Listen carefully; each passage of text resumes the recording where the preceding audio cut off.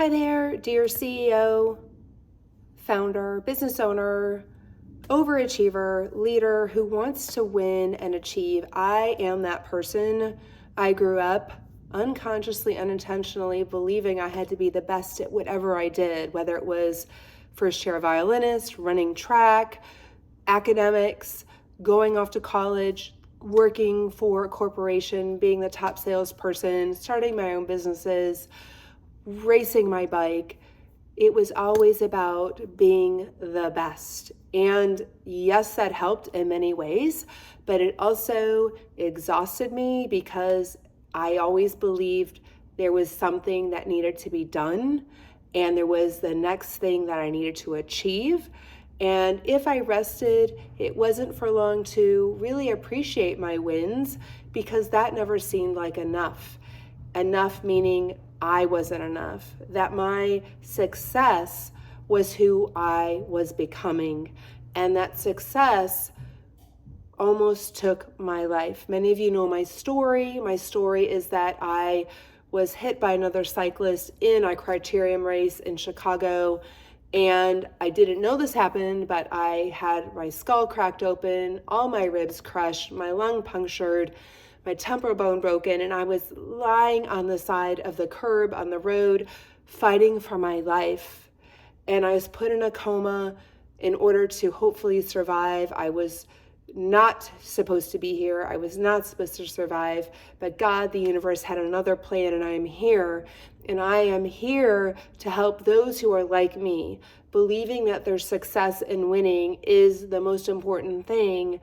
And if that doesn't happen, it actually makes us feel like there's something wrong with us, that we're not good enough, and that our enoughness comes from the external things, the outcomes that we create. And our peace and our trust rests on those external markers.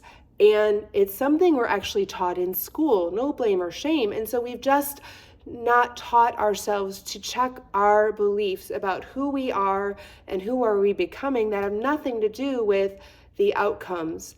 Yes, the outcomes can be our results as our learner and our teacher and how to break away from it, but because we become so attached to the outside that we're like a ball tossed out in the ocean and our waves are up and down, and our well-being is up and down, and our peace is up and down, our joy is up and down. So how do we break away from these attachments? How do we become whole inside of ourselves and learn from our outcomes instead of letting them take over our well-being? That's the practice. That's the work I've been working on for years.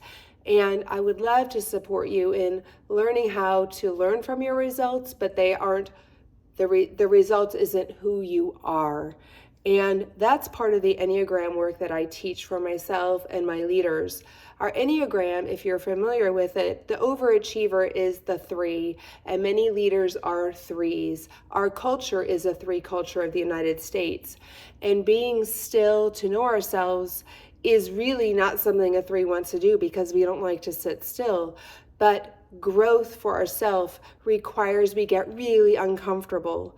And for a 3 to be really uncomfortable and sit still and to listen to self, listen to heart, listen to what do we most want to create is required for our growth. So I would love to walk you through how do we learn to be still and hear ourselves and listen to our heart as a 3 so that we can grow. Reach out to me. I would love to support you in this strategy of becoming more of you.